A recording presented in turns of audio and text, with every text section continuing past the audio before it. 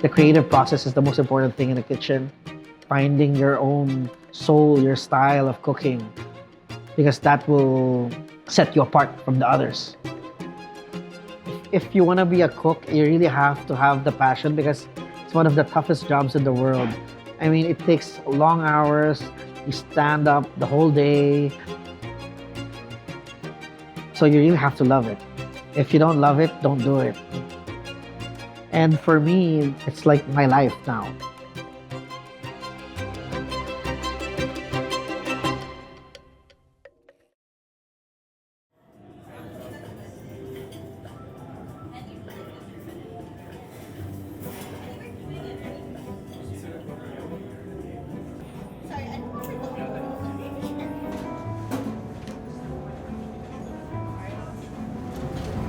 My fire mates, one short ribs, one snapper, one veg plate, one lemongrass rice, copy? Three.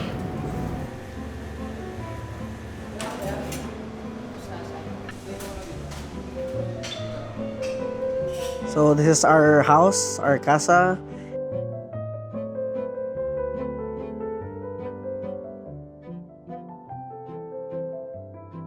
So my style is obviously rooted in French technique, but utilizing flavors that I have come to love through my life experience, through my travels, and through my heritage. My love for food started early because my parents both love food. The cooking side from my mom when she was still alive, and then my dad's side was more like discovering new food. I started cooking for family and friends, and then I felt good when you see that you give joy to people through food. So I decided to leave for France to study French cuisine.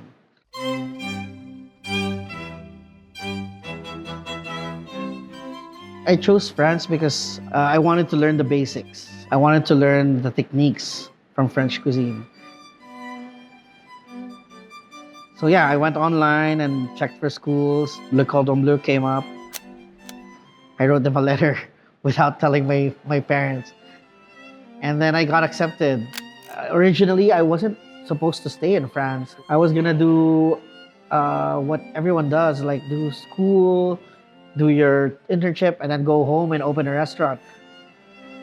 But then I realized that I wasn't even ready. Like, it takes a lot of experience to call yourself chef de cuisine, because literally in France, chef means chief. You know, you're the leader of a brigade.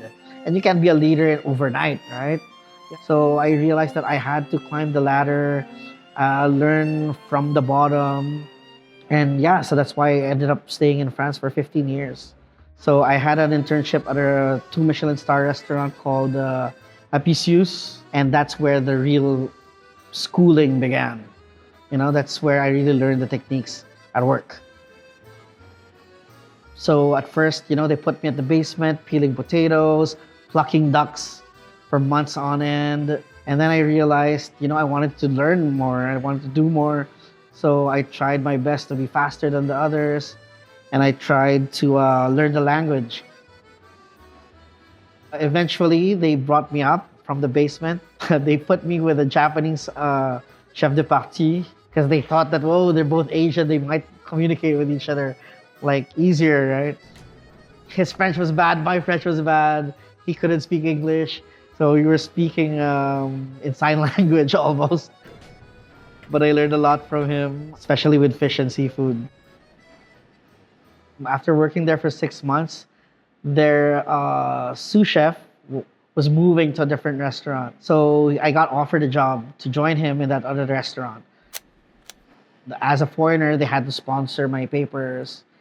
They had to prove why they have to hire a foreigner instead of a French guy, you know. So that meant a lot, and I had to prove myself. The treatment was really, really tough, violent even at times. But that's how I learned, and that's how the system is in France back in the day. Very militarized. It's the French brigade style. You know? It wasn't a collaborative process. After that, I thought I need to choose the chefs who I would work for. I chose the chefs who would dabble or use Asian ingredients because I wanted to learn how to infuse the flavors of Philippine cuisine or Asian cuisine into the techniques of French cuisine. Normally, ube is served as a sweet dish in the Philippines, right? But I wanted to do a savory version of it. We turned ube into 3 textures, techniques that I've learned in France, making a puree, an espuma, like ube crisps. So 3 textures of ube in one dish. And then infusing seafood, of course. So we have Manila clams, live Manila clams. And I like the juice of the Manila clams combined with the natural sweetness of the ube. And to top it off with more brine of the caviar. It's kind of like putting ube in a pedestal.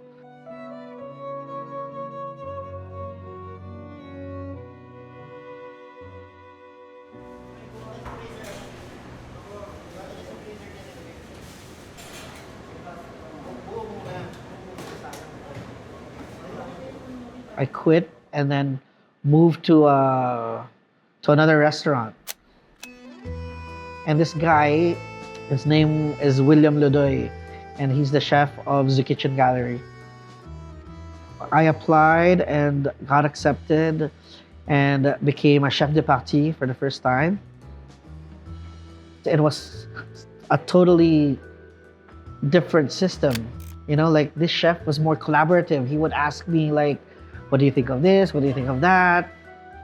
Before, I couldn't really make adobo or anything in the other restaurants, right? That's their menu, you can't. But here, he encouraged me, actually. Instead of being burnt out in the kitchen, from being a slave, literally, my passion awakened, you know, because this guy was like, wow, letting me actually create stuff, not just following recipes or whatnot.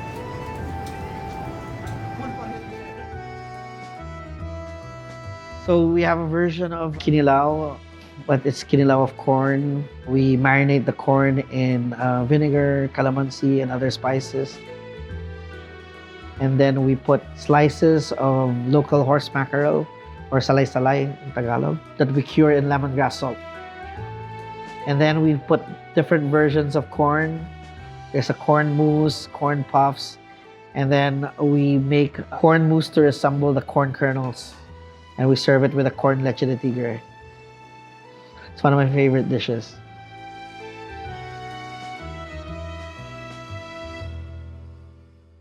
Working for him actually was my evolution as a cook.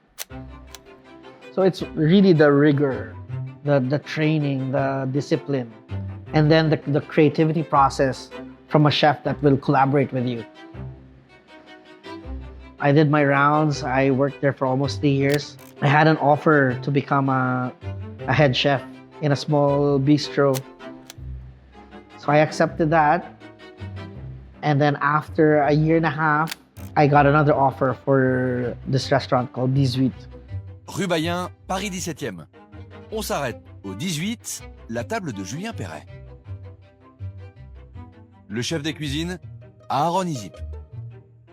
Ma cuisine, quand même, c'est tellement touché par rapport à mes racines philippines. My then partners were like, you know, you will have creative freedom. We can offer you partnership. So I had to create my own style of cooking. At 18, we were only a team of 4 cooks. So I was doing like 3 to 4 jobs at the same time. I was the head chef, the chef de partie of the meat and fish section. I was the expediter, saucier, and also the plating. Luckily enough, we got awarded a Goe Mio award. They awarded me the Chef Espoir Award for 2015. So it's like a Rising Chef Award for young chefs. It was a big deal for me because during the award ceremony, all my chef idols were there being awarded next to me. It was surreal. It's like, why would they choose me, right? Like, who is this Filipino guy amongst the 5,000 other chefs in Paris?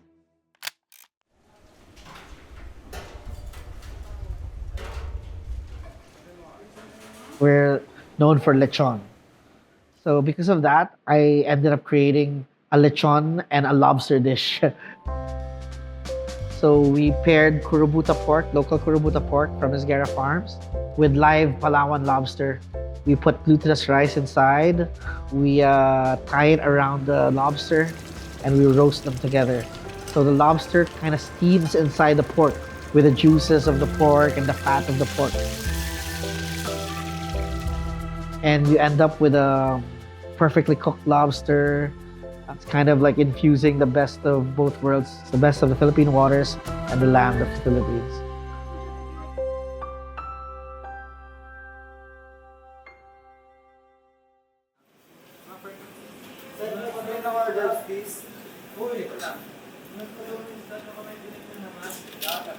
Yes po. I think it's the originality of my cooking. It was new flavors to them, like the sourness of sinigang, the brightness of calamansi. They loved it. Thanks to my heritage, it put me in the map. It was bad timing because when they awarded me the Chef Espoir award, I left the restaurant. I had to go back to the Philippines because I learned that my father was ill. Yeah, after 6 months, he passed away. That changed everything. Like I never envisioned myself coming home yet. Like I really felt that Europe was already home for me. I couldn't go back to France because my work visa expired. If I wanted to move back to France, I had to be sponsored again. So that was out of the table.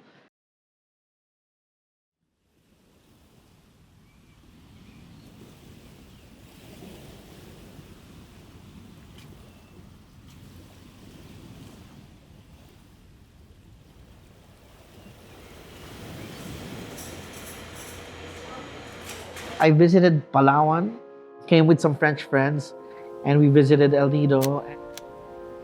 I was stunned because a lot of people were speaking French, a lot of French business owners there. And I realized, wow, maybe I could actually work here instead of Manila. I love the beach ever since I was a child. I love being outdoors. It would have been a dream to have a restaurant in the islands. So from 2016 until 2018, I kept looking for property in Palawan. And eventually I found one through Facebook. And then the pandemic happened. A lot of businesses were shut. El Nido was a ghost town. Who could do business at that time, right? So I had to, again, adapt. I thought, like, all the restaurants are closed. Why not bring the restaurant experience to our homes? So I ended up thinking about a sauce business. So I ended up doing 3 sauces under the Gastronomad brand. Gastronomad meaning like we were taking in flavors from travels, and that time we couldn't travel anywhere. We were all stuck in our places, right? When the pandemic was almost over, this was, I think, 2021, we saw a drop in sales. So we had to adjust to dine-in. Offering an intimate dining experience to the public, Balay Palma started with an 8-seater table at Chef Aaron's apartment, accommodating one group at a time. Booked for months, he decided it was time to expand the Balay into a full-blown casa.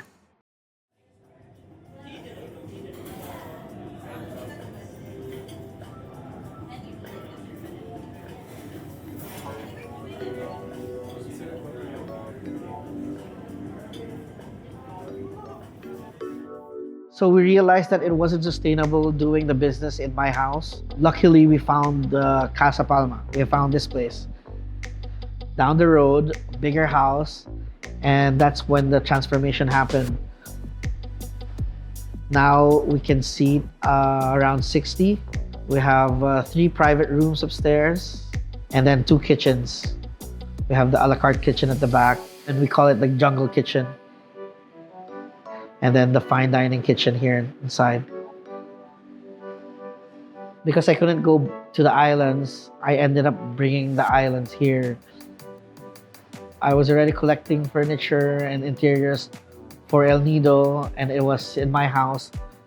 We moved it to Balay Palma and then eventually moved it here. So that became the theme of the whole place.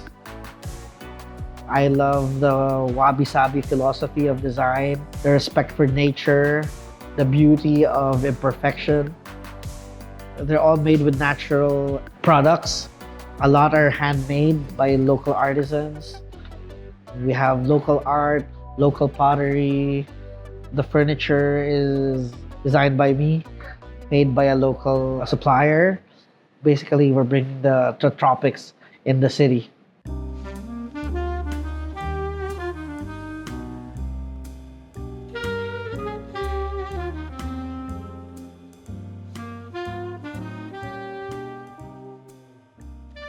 This is our bar.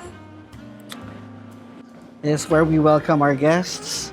They can order a cocktail and sit at our lounge before enjoying their dinner. Our cocktails are mostly with tropical flavors, and it'll go well with the punchy flavors of the kitchen. So this is our fine dining kitchen. So this is Adrian, our sous chef. That's Edsel at the garnish. Cesar at the proteins. This is Xavier, garde-manger. Marvin, Ali at the back in pastry. Here, this is more technical because it's a traditional kitchen. So they stick to their stations, but at the back you have to cook with your intuition because you need to cook with live fire. Here we have our a la carte kitchen, our firewood kitchen. So here the concept is kind of like outdoor indoor. You feel like you're in the outdoors, but it's actually closed and it's air conditioned for the comfort of our guests. We cook only with firewood.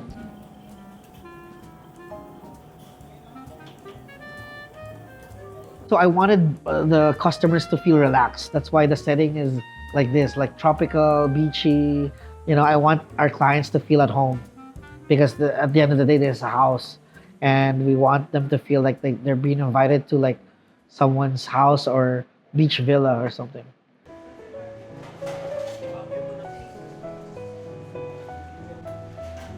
I've always like wanted to work with our ingredients. We're in one of the best places in the world for seafood. The biodiversity is crazy here. And I wanted to feature that because we don't see it a lot in the local restaurants. Back in France, we were already using local ingredients if we could. So in France, you just call them and they can deliver to you. You have purveyors that already work with local and organic ingredients from France. So the system there is perfect. It's so easy. It's just a call away.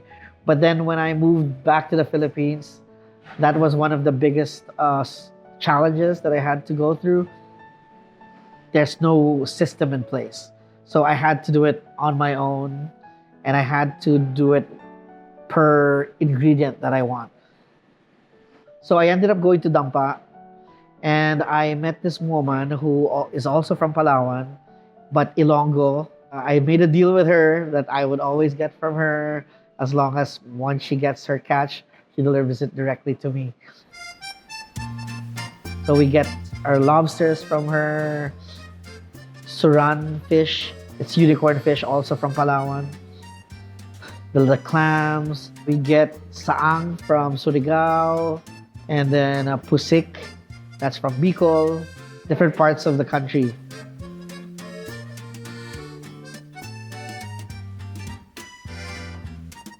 We're in the islands. We need to like utilize our seasonal tropical fruits. We have lanzones on the menu, chico sometimes, marang, all these fruits, right?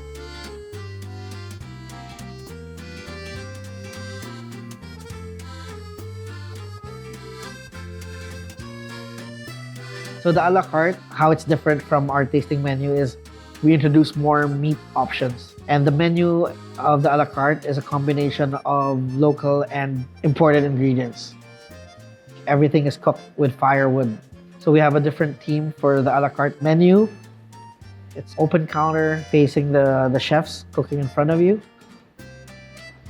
We have a crudo of local sea bream with dragon fruit aguachile sauce. We serve it with ube tapioca crisps.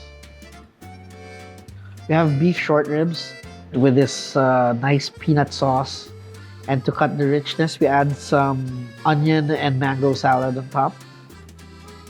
We have a red snapper dish with this vibrant burnt green bell pepper sauce and a lot of herbs, some charred tomatoes, and shishito peppers. One of the most famous dishes, it's our version of grilled tupig. We add smoked tinapa mascarpone and smoked caviar.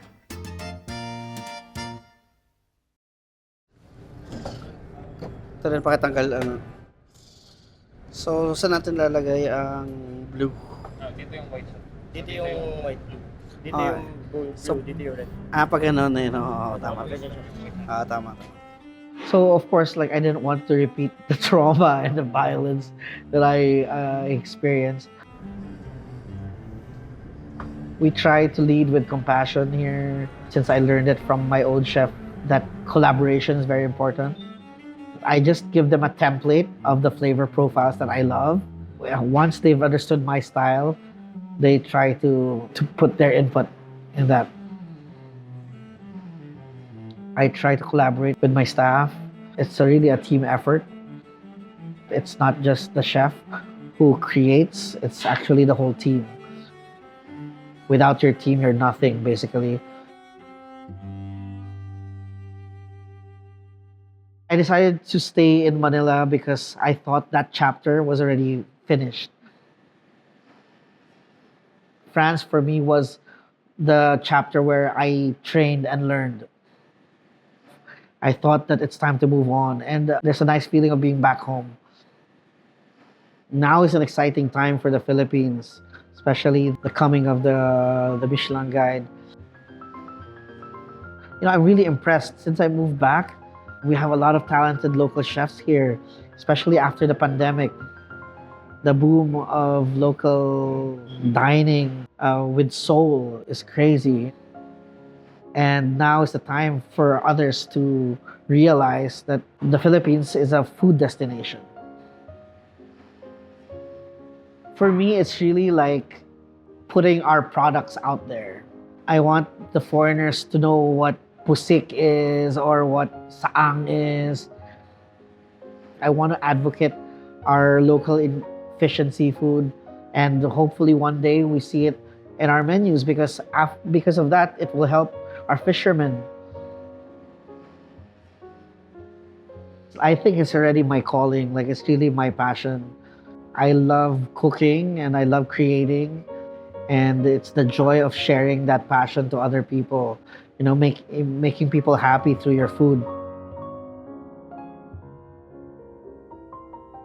Yeah, it's that passion that drives me to cook. Like, I think I've already sacrificed a lot, not to just back down, right? So I think moving forward is the only goal.